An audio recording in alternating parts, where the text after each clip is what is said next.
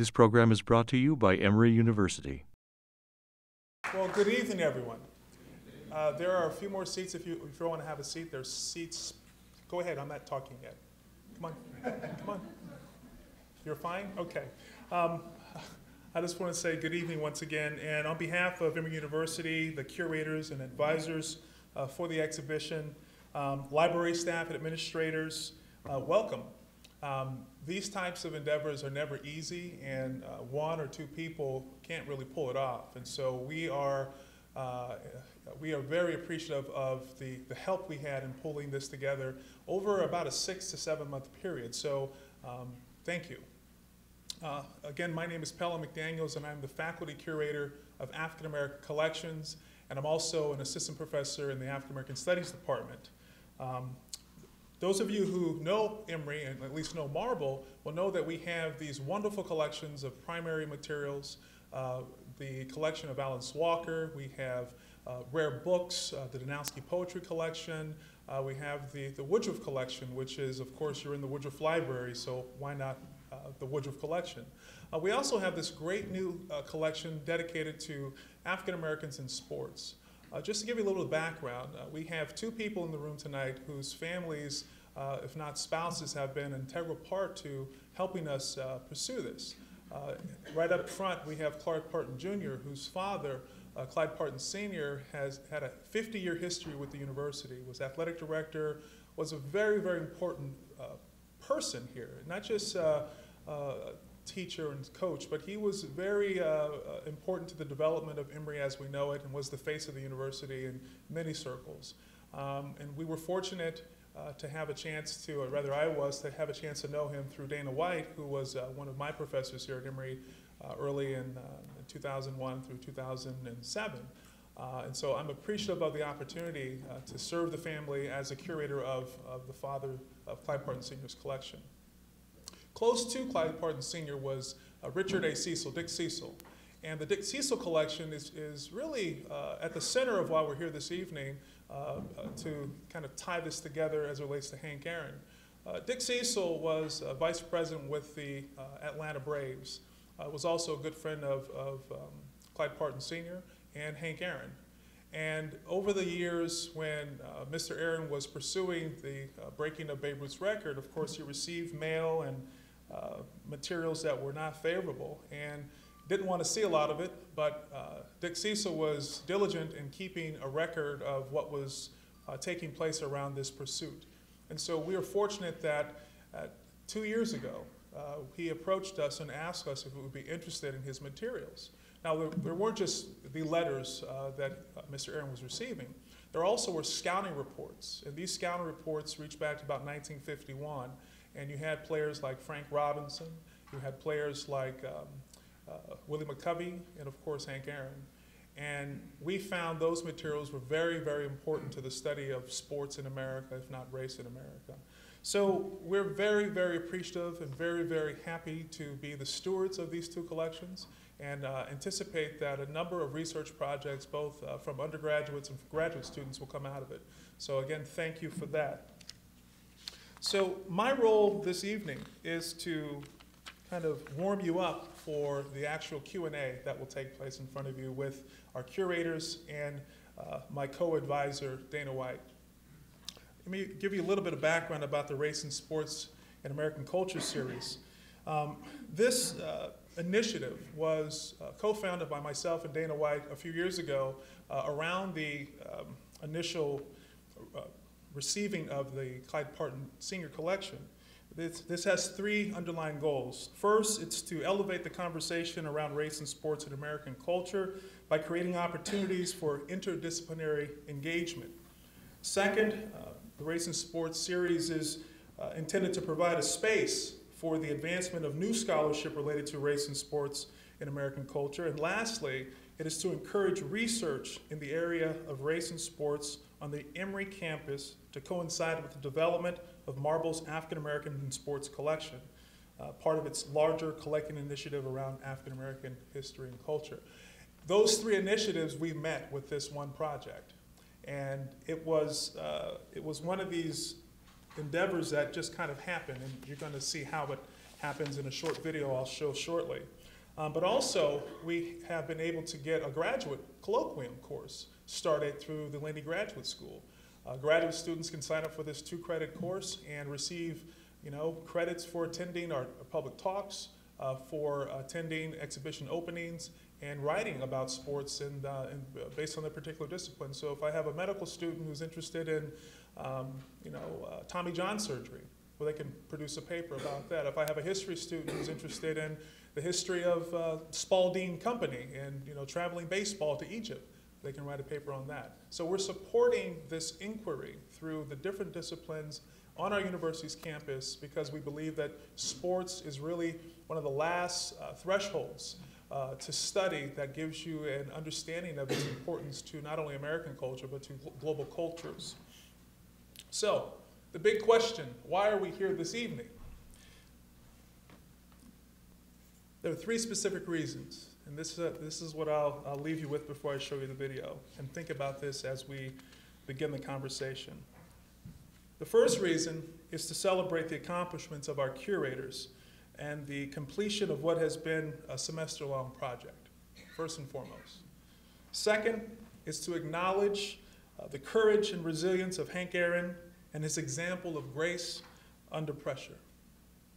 Lastly, it is to share and reflect upon the importance of studying sports as a way of understanding some of the deeply rooted issues related to race, class, and gender within an American context, but also to recognize how sports can provide a lens through which to recognize how the oppressed and marginalized can speak truth to power.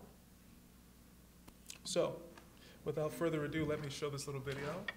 I'm going to ask if someone would mind turning that light off for me over there.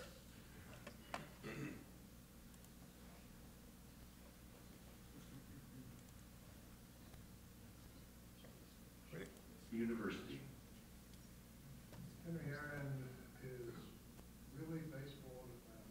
Hank Aaron's probably one of my favorite athletes of all time. If I could meet any athlete, living or dead, it'd probably be him. Every baseball player growing up, they know the history of baseball. They know what Hank Aaron really means to the sport, really means to American society. He is as close as I can get to Jackie Robinson at this moment. And so that's why I think it's also important to honor him while he's here with us and he's still doing well. Well, I've played baseball and I've always been interested in the history of baseball. And I've never seen scouting reports before on historic players. He was interested in seeing the scout reports. And so I bring them out. I'm excited because here's an undergraduate who took the initiative, who came up here for pleasure.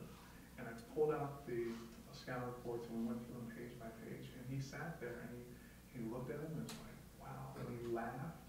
And I was like, what's funny? He goes, that's me. Can field the ball well to his left, needs to work on his backhand. He's very quick, but he's not good at running the bases and can't hit the curveball. I could see that in some of the players, and these are Hall of Fame players, and I could see myself, and it was sort of surreal. He made a connection that I think was just phenomenal, and I just asked the question, would you be interested in helping me put together an exhibition? Yes, I sure. Love to. And one of the things that delights me about it is that these are really student athletes. They are not assistants. This is not a seminar paper. This is not a term paper. This is what they see, and we'll be able to see, I hope Mr. Aaron will be able to see himself through their eyes. The exhibit is made up of 3 parts. So there's Brett's video. Brett's doing a video. I'm doing a case, and Kyle's also doing a case. My case is based upon his transition from the Negro Leagues to Major League Baseball. Mainly seeing pictures of Hank Aaron through his chase for the record, and also a few quotes from Hank Aaron, especially from his autobiography. There'll be some examples of hate mail, just a small example of some of the hate mail, like I hope you die.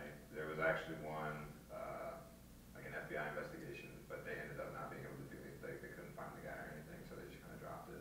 We're trying to account for Hank Aaron's life, not just in baseball, but in the context of American history. Thinking about what preceded his breaking of this record. Why is it so important why was it so important to break the record? And why did people really get upset when he did this? we're using these documents not only to present Mr. Aaron and the accomplishment that he did, but also as a framework for the U.S. and what the U.S. has gone through over the last 40 years. And although stuff and the discrimination and aspects of the U.S. has changed, there's still some more that has to be done. And I'm trying to present an exhibit that will show that we've made strides, but there's still more to be done. The preceding program is copyrighted by Emory University. So, with that, let me introduce your panel.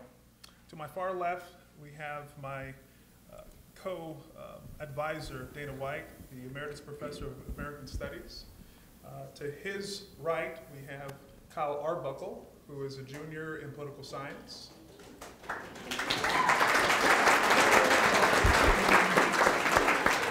To his right, we have Brett Lake, who is a junior in international studies and film studies. To my immediate left, we have Warren Kimber, majoring in history and economics. Okay, let me start off by introducing my three colleagues as student athletes. You see the term student athlete a lot in the news recently. These are not that kind of student athletes. We're not talking about unions. We're not talking about anything quite like that. But we're talking about three young men who are both students and athletes and have something, as you'll see, particularly when you see the exhibition, who have something to convey to us. So they've already been introduced, but I'd like to go down the line again. And I'll start with Kyle. We'll start there and then we'll come back. And then you can fill in whenever you want. If one of you needs I'm really nervous about using baseball terms. After Rosemary threw that first line out, because they'll keep repeating. I was going to say, if someone wants a pinch hit, please do that. I remember reading a novel once that said, "Is there no end to horse-eyed analogies?" I hope they end here with that comment. We know your major, if you'd repeat it, and what are your career goals? I'm a political science major and a global health minor. I'm really interested in health policy and getting involved with that somehow. Not sure what that is yet. But. Okay. Brett? I'm majoring in international studies and minoring in film studies. And dream goals, I still have aspirations of playing professional baseball. If that doesn't work out, documentary filmmaking. Okay. That's what I want to do. I'm a history and economics major. Career goals, I'd like to go to law school, but anything's in the cards right now. I don't really know. Okay. Well, we'll start with you, Warren, and come back this way. Would you talk a little bit about the work you've done here in Marble and Woodruff Library and how similar that is to the work you've done in the classroom, but then again, what the differences are? Sure. The library is a great space, Marble Library, and you get these documents and you can hold on to them. You're tangible in front of you, and it's just eye-opening to actually see the documents, the scouting reports, the hate mail right in front of your face. And a lot of the time when you're doing research projects, you're looking at online sources. You're trying to find online journals, and I think the library provides a great space, especially Marble, for providing first-hand documents that you can use in your papers and in an exhibit like we've created. Okay. Did you think about your audience when you were putting together your portion of the exhibit? Yeah, I thought I would try to do what I would like to see in an exhibit and how I try to portray that. Quick little information about the documents, not really trying to talk too much about them and let the documents speak for themselves. And they're very powerful, so that's what I tried to do. Okay. Brett? Yeah, so I did the video portion of the exhibit, and when I was making it, I was thinking of what people would want to see. I've gone through the library multiple times. I see the exhibits, but I don't really look twice at them. I don't really study them that much. So I wanted to create a video to kind of draw people in to the space to not only look at the video, but also look at the cases and get a really much bigger understanding Okay. of the whole project. Kyle? I think Warren talked about the big difference was that, you know, in class we talk about abstract ideas and, you know, you go to online resources and books to look up things, but this was actually like, you know, a tangible piece of hate mail. It's pretty, I don't want to say awe-inspiring, but it's pretty powerful to look at.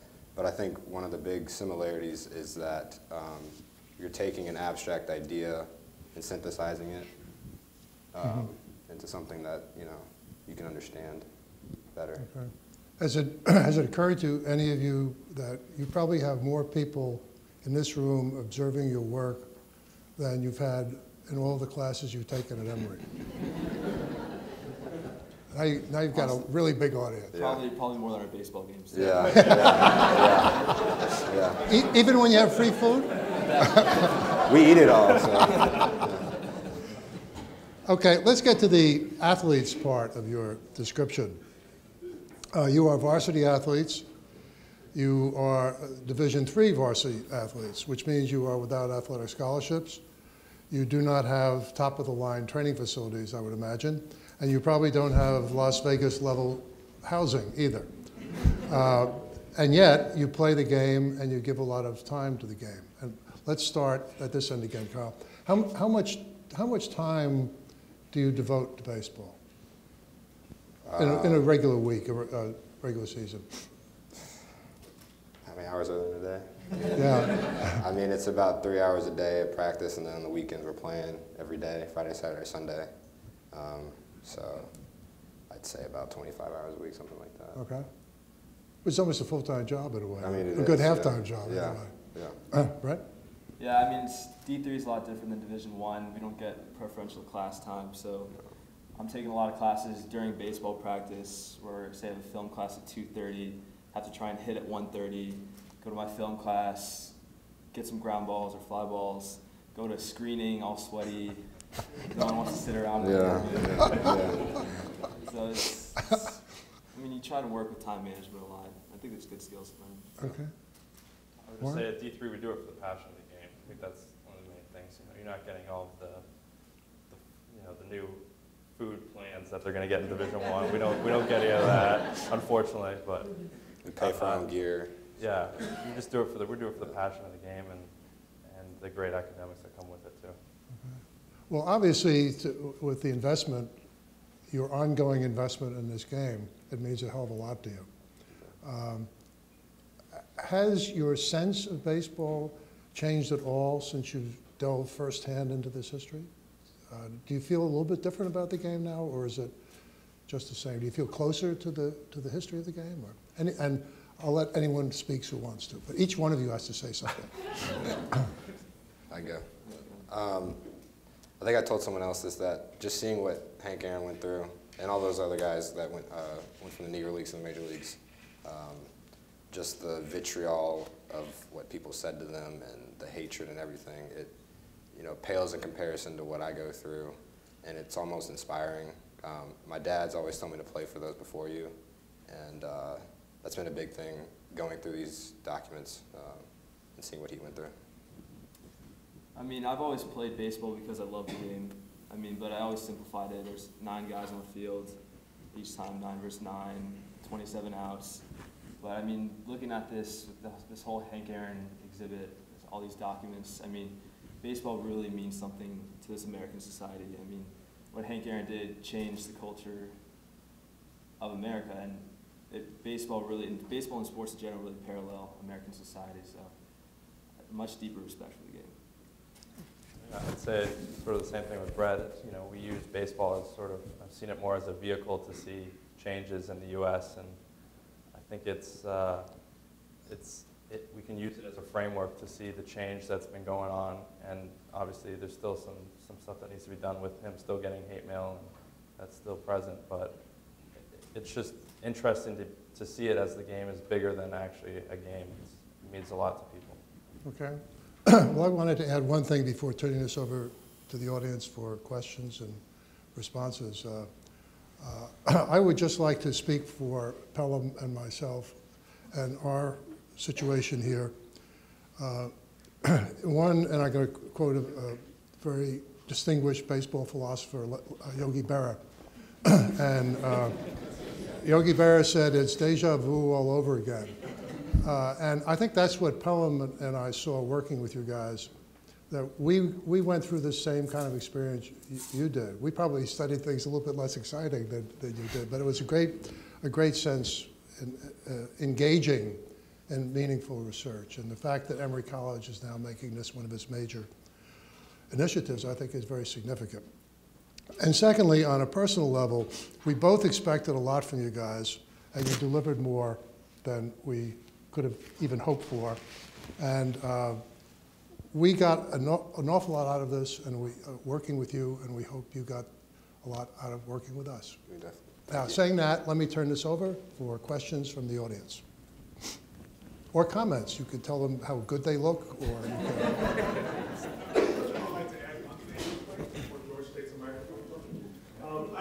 I thoroughly enjoyed working with him. One of the reasons why I came back to Emory from Kansas City was to have the opportunity to work in the archives and to teach.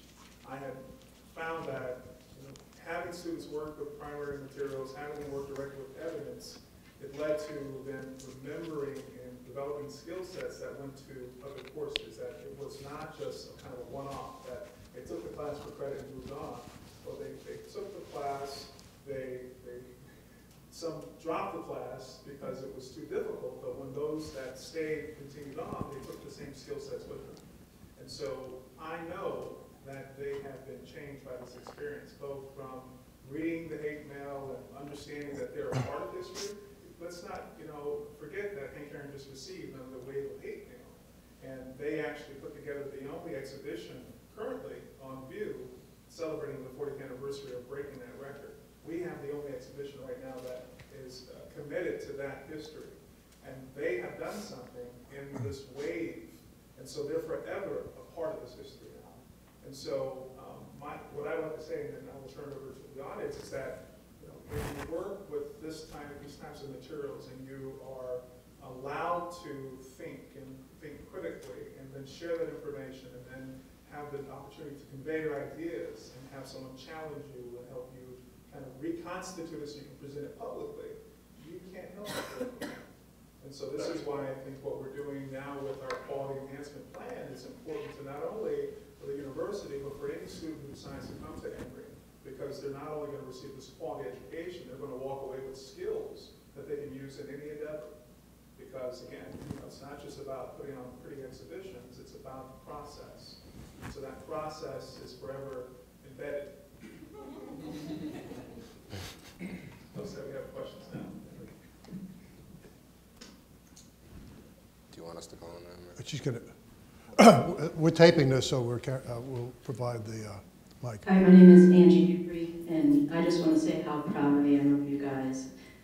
This project and your time in school, and to utilize the materials from Doc and his family and Dick Cecil and honoring Hank Aaron. I'm so proud of you. I would want from each of you, what was one thing that you would like us to know that surprised you or you took the most excitement from during your study? Well, I worked with the pictures that Richard Cecil donated, and I think I love film and photography, and I think they're the best means for storytelling. And just the photos are unbelievable. They really capture the history of the moment. You can see Hank Aaron, I put in the video, but he's at a press conference, and there's so much, you can tell the stress in his face from all the hate mail and all the what's going on in the game. And then I think there's a photo in Kyle's case.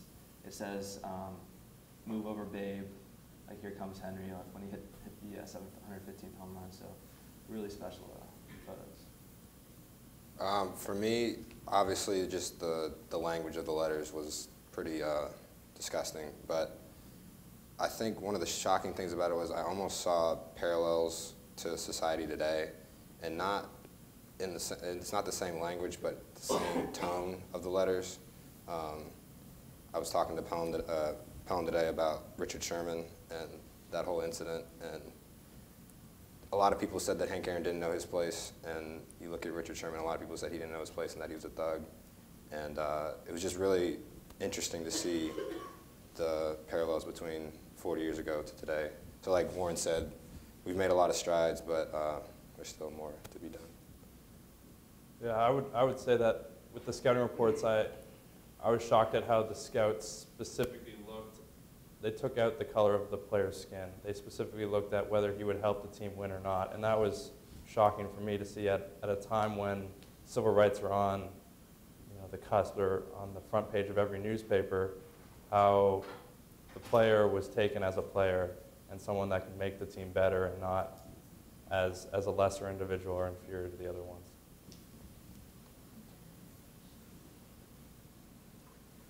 I wanted to ask you, given that many of those of us in the room are either sports people or sports fans, we have this celebratory attitude towards sport, and it's kind of reflected in the presentation here. But from your experience, what you've looked at, exactly how influential is sport? And you can focus on this case. Is it simply a reflection of broader changes in society, or do incidents like this, the career of Hank Aaron, do they actually change things? I would say that I think baseball, especially in America, is huge. It's America's pastime. It's the sport that the country really prides itself in. And baseball sort of was a catalyst for change with Jackie Robinson integrating into Major League Baseball prior to the Civil Rights Act. And I think that baseball was great, and for these cases was great for a framework to show how society is flawed at some times, and yes, can change. And everyone has opinion a lot of the time, especially at baseball, because America loves the sport. So I would just say that people love the sport, and everyone has an interest in it, and that really shows throughout the country and how they presented their love and sometimes hatred towards the players. Yeah, I think careers like Hank Aaron and Jackie Robinson can be agents of change in American society and society in general. I mean, you see Hank Aaron, he's the best player of his time. That his exposure to the whole American population, I mean, people didn't expect a black man to be the best player at the time, but I mean, he was, and he had changed a lot of people's minds that way. I think going off that, the Vin Scully call when he hit the home run, that, you know, a black man in Georgia has just broken the home run record. I think that was a pretty powerful statement. And then also, in my case, the poster of him hitting it says like, "Move over, babe," who's, you know, an American hero, and it almost put Hank Aaron in the same place as Babe Ruth as an American hero, which he is, and that's pretty powerful, I think.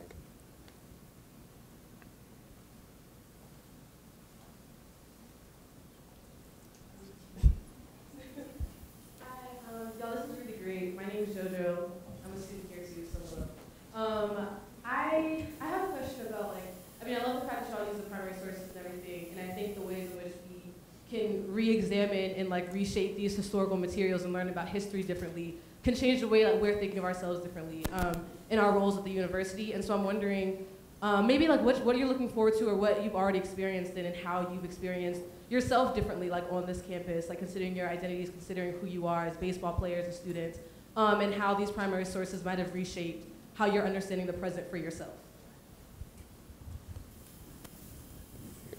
I think, as I said earlier, just seeing what he went through and knowing that he is an American hero, it was inspiring to me to, you know, whatever I'm going through pales in comparison, as I said, to what he's going through. And so I think, you know, it's just inspiring. I know I keep saying that, but that's really, that was really the main thing I got from it was, you know. To answer your question about Marvel and the primary sources, you know, I never really went to Marvel before this, and it just brought in my mind like how we have so many documents up there that can be used.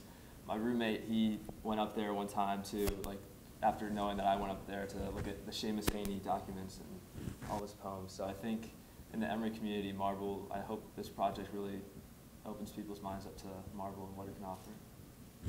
Say playing baseball at Emory really drove me to look out and and look for this project. So I would say that the school has done a good job at pushing me along, and then Dana and Home McDaniels were great in helping assist us through that and help us put this exhibit together. And I would just thank the school for giving us this opportunity for looking at the documents. And I would say that baseball more inspired me to go search out the documents than the documents really had an impact on me.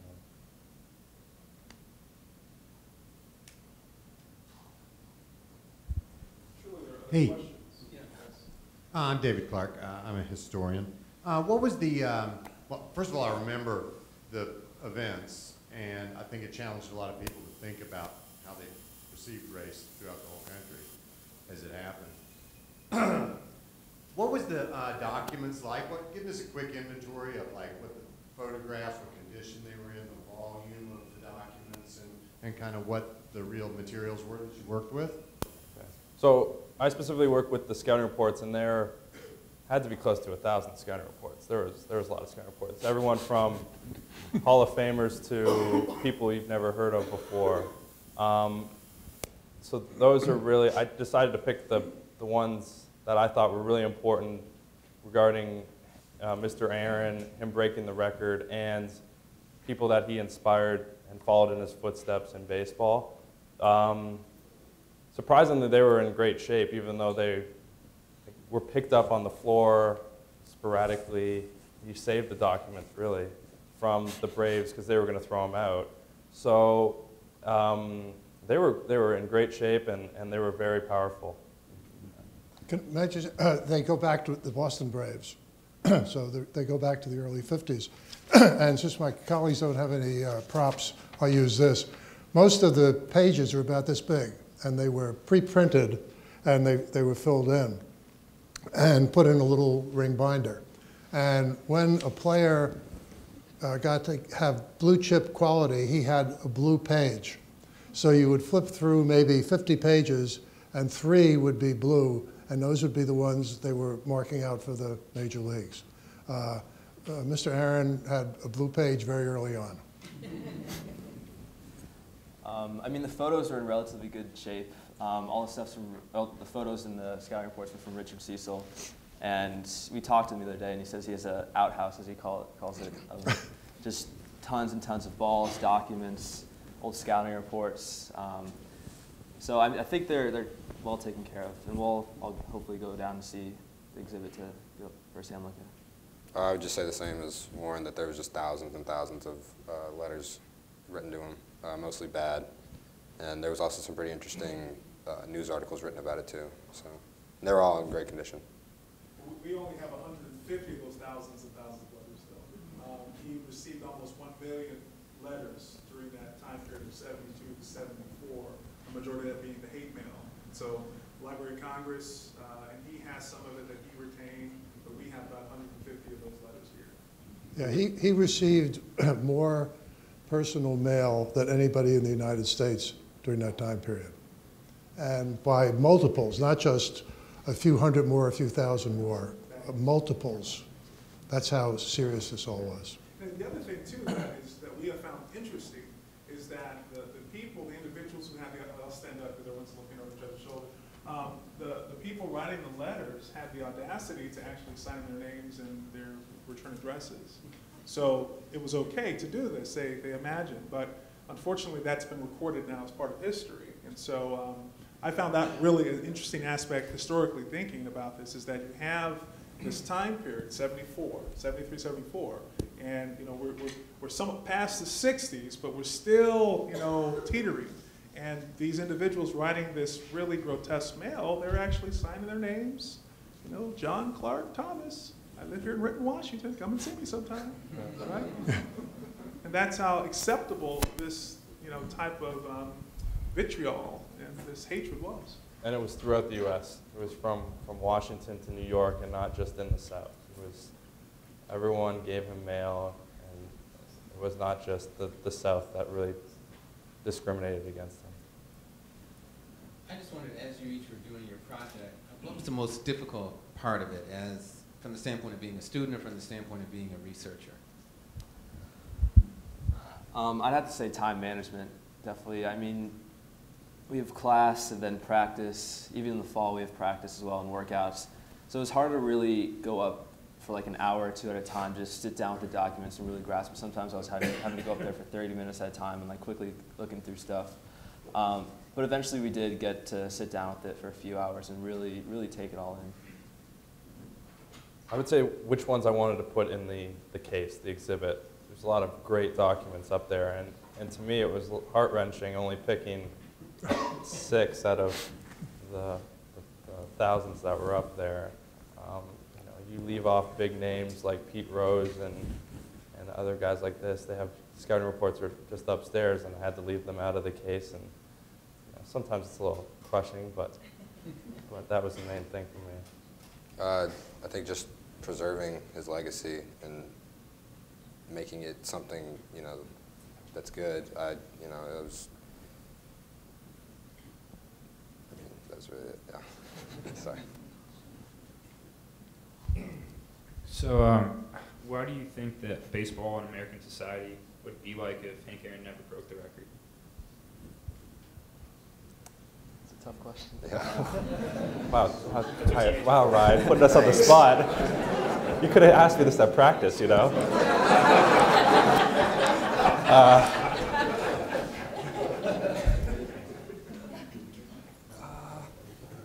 Wow.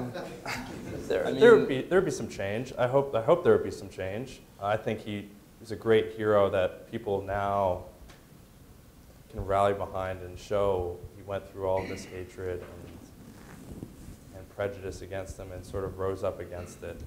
And I think I don't know what it would be like if he didn't break the record. Hopefully there wouldn't be the same prejudice against blacks. But it's good that he broke the record and he gave us something to do. I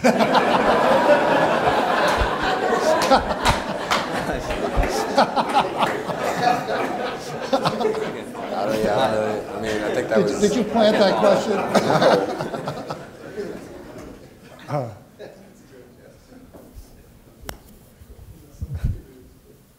Good evening, great job, gentlemen. Can you talk about, y'all are student athletes, we've talked about that and spend a lot of time at practice, and as we talked, you're not D1 athletes, so a lot of times probably on buses, and you spend a lot of time together. Can you just talk about some of the conversations y'all had with y'all's teammates as y'all were going through this, maybe on some of those times that y'all spend together that kind of bled over from just the research part of it to just your real experience as student athletes? I mean, some of our teammates don't really know the full history of Hank Aaron and the hate mail. I mean, they know he broke the record. He was a black baseball player playing during the Civil Rights Movement. But, I mean, they don't know how, in depth, all the hate mail was. So, I mean, we had conversations with them about that. And I guess it was pretty enlightening. It was pretty enlightening to tell them about the stuff that they didn't really know. I think just seeing how some of our friends wanted to get involved with Marble, I think, as we talked about earlier, that was pretty cool, and how excited they were to hear that we were doing something like this, and to see them here today is pretty cool as well. I guess they're good friends and teammates. Did you find any items of support from minority communities or others in America? I know there was, in fact, mail that he got that wanted him to break the record, especially from children wanting him to break the record. I don't know if we have any of that. I'm not sure, but it was mostly against him breaking the record. But there was some that he got that was very inspirational for him, and that helped push him along in breaking the record. He said that the mail was 60-40 negative versus positive, and I think, like Warren said, we only had the negative mail. So. Yeah, and the materials we have are really the most frightening. I mean, these are the ones that went to the FBI, the Georgia Bureau of Investigation and all. So these were, I would say, the cream of the crap. Pardon me, I didn't really mean to say that, but it was accurate. So this is, some of it, I helped to catalog with Dick Cecil, we went through this material, and it was stunning. Some of it was really scary. As you were holding it, it was scary. You could almost, there was almost a sense of evil in the material you were holding in your hand.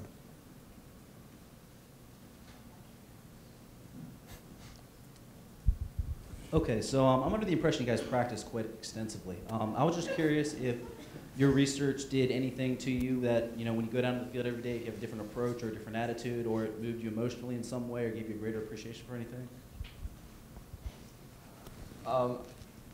I guess in a baseball perspective, just mechanically, I read through Hank Aaron's biography, I Had a Hammer, and he'd always talk about his hitting approach. And as a hitter, I kind of looked at that and tried to compare it to what I thought. And he always used to say he would always look for a breaking ball because no one could throw a fastball by Hank Aaron. So, I mean, people could throw a fastball by me, but I'm not. But you know, you kind of change your approach to, I don't know, maybe one day hit 755 home runs. So. I would just say it's a game. You know, it really put it in perspective how it was a game for me, going down in the field and trying to have fun. You know, he went through a lot, as Kyle said, and so for me, I'm a D3 athlete. I'm not playing for the Braves. I'm not trying to break a record that's been standing for 50 or 60 years. I'm just trying to have fun and win a championship. So that's what I say.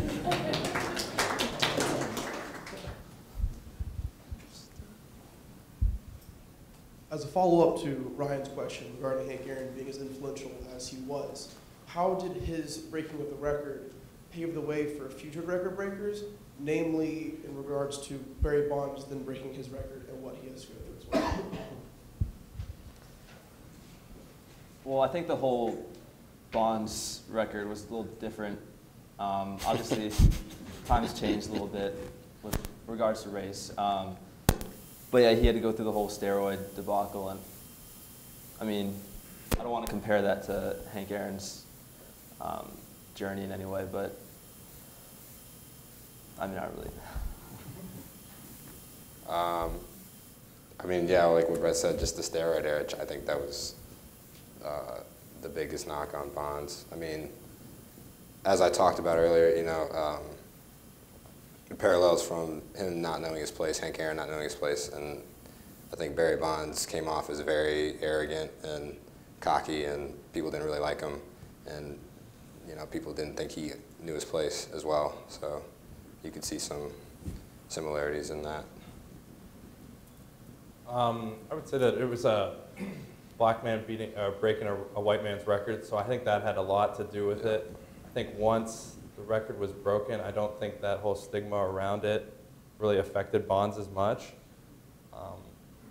So that's why I think that Mr. Aaron received so much hate mail as comparison to Barry.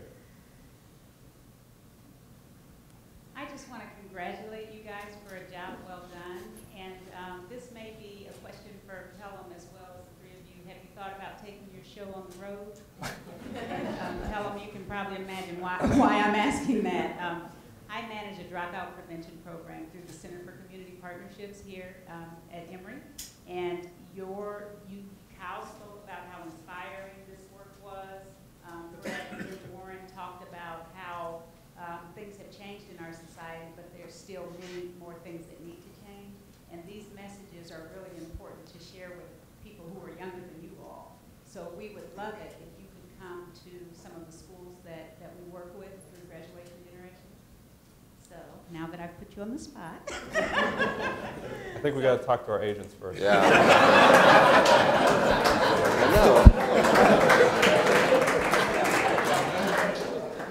I'll partially answer that question. I think your point is taken. I think we're actually, part of Marble's vision for the future is more community outreach. And so with the assistance of our director, Rosemary McGee, and our staff, of course, Ginger Smith, our director of external affairs, and Holly Crenshaw, we can figure something out, but we have to also incorporate the stars here. So we'll have to figure out their schedules through their agents.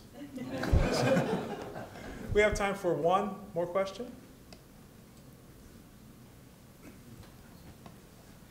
Me ask a question too. Yeah. So what was the difference between the hate mail before he broke the record and after he broke the record? I mostly looked at leading up to the record. Just I didn't really look much after, and there wasn't that much after either in the collection. So A lot of it had to do with him having so many more at-bats than Ruth to break the record. Yeah.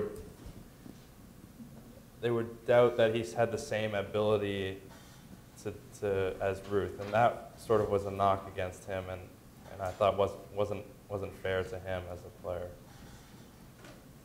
There's another thing too. So, he was one of the first athletes to receive a $200,000 contract.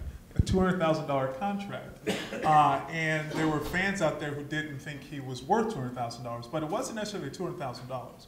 He compared himself to a professional like a doctor or a lawyer, and that drew the ire of folk who said, you're just a baseball player, you're just an athlete. How dare you compare yourself to a professional like a doctor who has to go to school for 10 years or a lawyer? And his point was, like a professional, I have to prepare. I have to be on my game 24/7, so therefore the salary I've now been able to achieve is deserved. So, but that didn't go over well with folks who just saw baseball players as just athletes, and there was no substance behind their performances.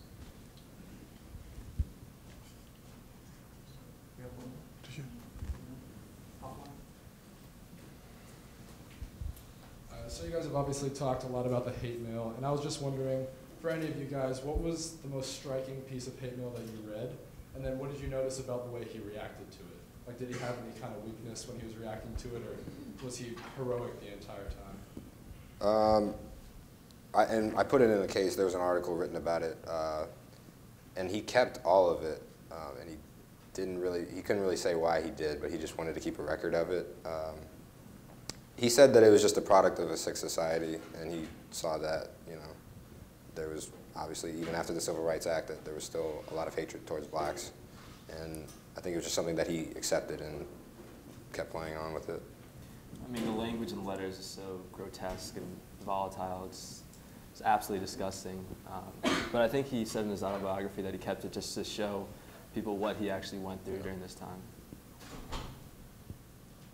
Even some went to his family.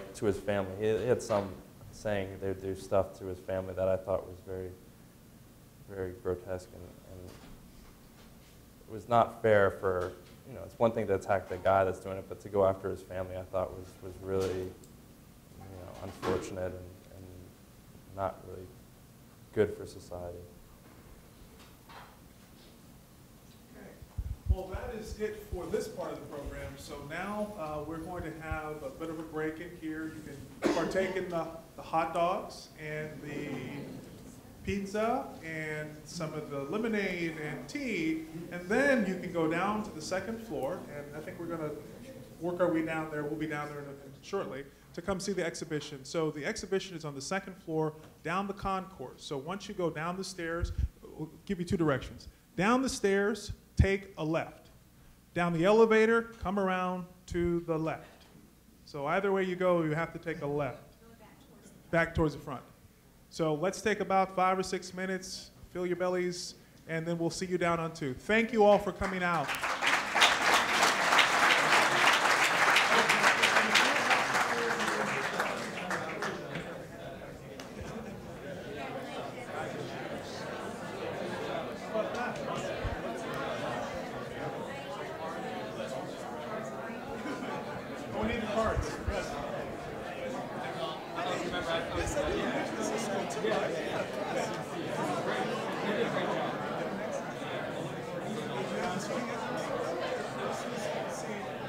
The preceding program is copyrighted by Emory University.